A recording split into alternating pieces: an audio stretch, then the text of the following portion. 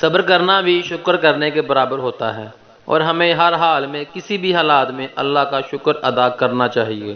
اور یہ جو ہم ذرا سی تکلیف میں شور مچانا شروع کر دیتے ہیں، یہ اللہ کی ناشکری بھی ہوتی ہے۔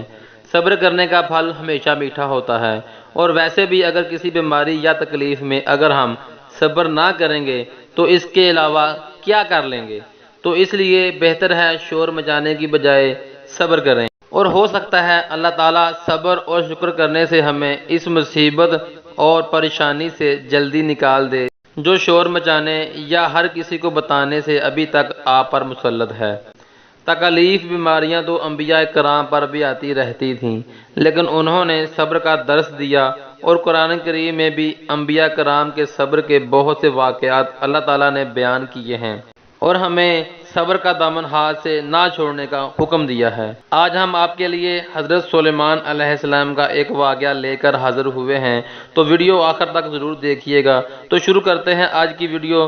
اس سے پہلے جو دوست ہمارے چینل پہ نئے آئے ہیں ان تمام دوستوں سے گزارش ہے کہ وہ ہمارے چینل کو سبسکرائب کر لیں، ساتھ میں بیل آئیکن بھی دبا لیں تاکہ ہماری ہر ویڈیو کا نوٹیفیکیشن سب سے پہلے آپ کو ملے۔ حضرت سلیمان علیہ السلام کے دور میں ایک شخص بازار سے گزر رہا تھا، تو بازار میں اس کو ایک پرندے کی آواز سنائی دیتی ہے جو اس کو بہت پیاری لگتی ہے، اور وہ اس دکان پر چلا جاتا ہے جس دکان سے اس پرندے کی آواز آ رہی ہوتی ہے۔ تو وہ شخص اس پرندے کو دکان مالک سے 1000 ریال میں خرید لیتا ہے، جو اس وقت میں بہت بڑی رقم تھی، اور اس دکاندار سے کہتا ہے کہ میں آگے سے کچھ سامان لے کر آتا ہوں، اور واپسی پر میں اپنی امانت آپ سے لے جاؤں گا، چونکہ یہ اب میں خرید چکا ہوں تو اب آپ اس کو دکان کے اندر رکھو، باہر نہیں۔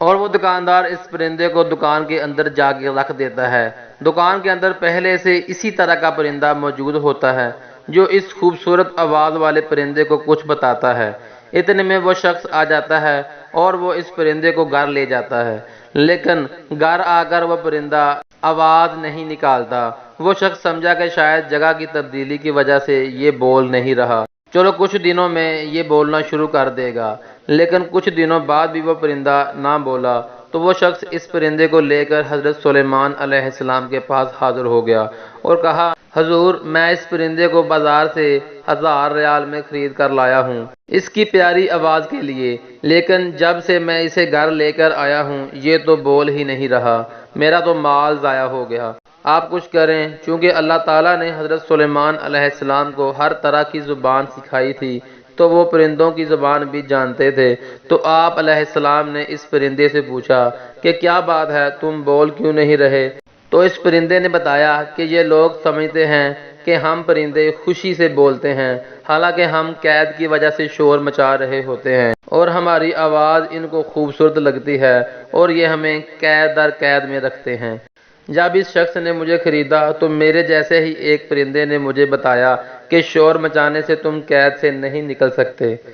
صبر کرو اور خاموش ہو جاؤ، اور اگر شور کرو گے اور لوگوں کو بتاؤ گے تو ہمیشہ قید میں رہو گے۔ اور اس پرندے کی بات میری سمجھ میں آ گئی ہے، میں اگر شور مچاتا ہوں تو اس کے کام کا ہوں، اور اگر نہ بولوں گا تو اس کے کسی کام کا نہیں۔ حضرت سلیمان علیہ السلام نے اس شخص سے کہا کہ اس پرندے کو آزاد کر دو، اس نے قید اور تکلیف سے آزاد ہونے کا راز پا لیا، اب یہ نہیں بولے گا، لہٰذا اب یہ تمہارے کسی کام کا نہیں۔ تو دوستو، صبر اور شکر ہی تمام پریشانیوں اور تکالیف کا واحد حل ہے۔